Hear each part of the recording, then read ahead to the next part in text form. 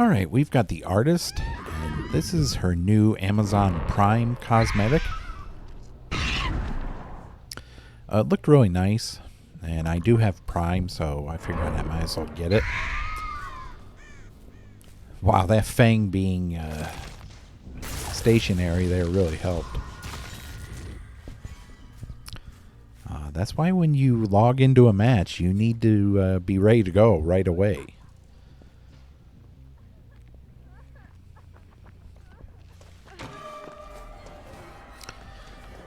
But I really do like this cosmetic on her. It's very, I like the design and the color scheme. It's just that it makes her look like she could be a member of the Gem and the Holograms band. With all the pink. But it's nice. And what the hell is free, so might as well get it.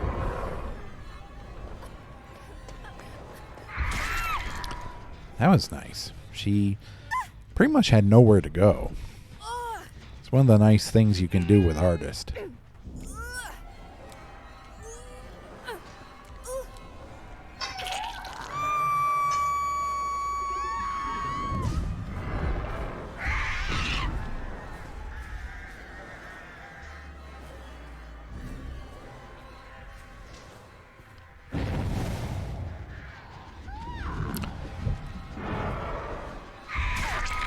Yeah, you can't get rid of that in time.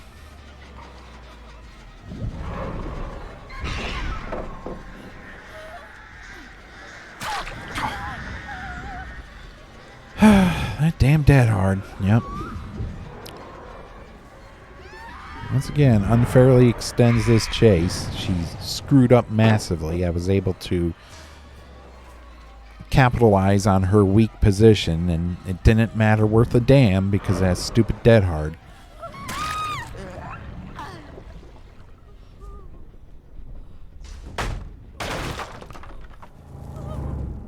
So, as I said in a previous video, where I played as the new survivor Talita against Myers, I read over the patch notes for the Skull Merchant, the so-called buffs they gave her. In my opinion, they're pretty meaningless. They're once again token changes to make people feel good. I don't think they'll actually do anything. The problem won't be fixed by Band-Aid patches. They'll be fixed by completely redesigning her power, make it something more threatening and more interesting than just a bunch of stupid drones up in the air. But apparently, in one part of the patch notes, the guy who wrote him Peanuts, he was saying, "Oh yes, you know, the new claw traps incentivize confident survivors to actually want to engage in a chase with the killer." I'm like, where are those survivors? I've yet to see one survivor who wants to go for chases. You play at a high level of MMR, no survivor wants to go for a chase. They all bring toolboxes, they all bring gen perks, anything to make the gens go faster. Going for a chase is the last thing they want to do. They want to rush their objective and escape. I'm so sick and tired of hearing about this mythical survivor that wants to go for a chase. It doesn't exist. There's some survivors on the teams, like in Swift or something, who will try to get the killer to chase them to waste the killer's time. Why did you stay here? Okay, maybe she's giving up. But, in that case, they might actually want a chase to help out their team. But I can guarantee if they didn't have teammates who were efficient on generators, they would not want to go for a chase because it would gain them nothing.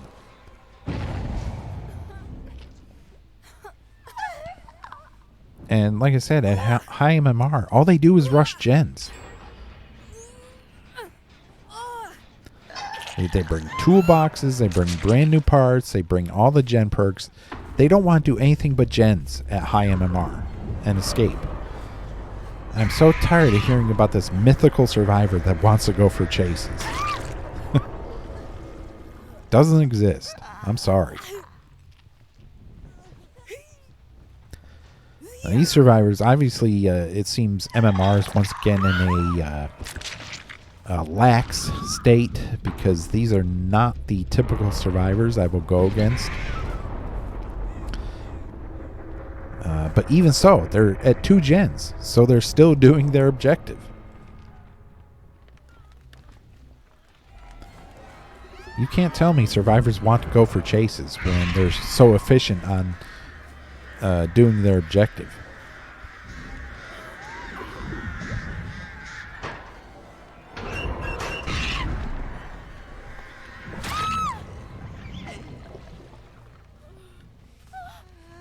I have no idea why she dead-hearted after running into the crows, but it made her panic, which is good.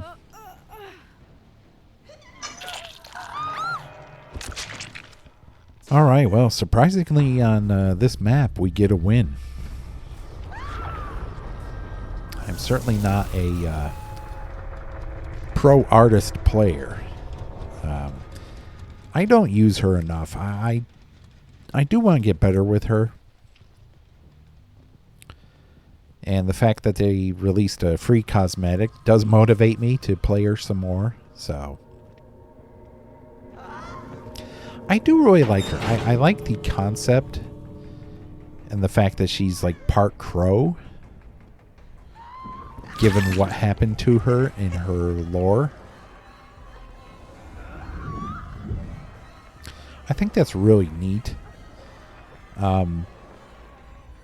Honestly, though, what she did in her lore origin story, it sounds like she could be a survivor because she's not evil at all. She just came across some really evil people who did really horrible things to her. And when you think of the killers, you know, at least in some sense, you think that they're evil, like they're... I don't know. It's hard to explain. I don't really like evil for evil's sake. What I like is a type of character who, like in this character's story, something tragic happens to her. And she pretty much does whatever means necessary in order to, you know, help herself out or help her family out. I mean, I like the villains like that who, like Mr. Freeze from Batman, like has no problem hurting people if it's to help his wife.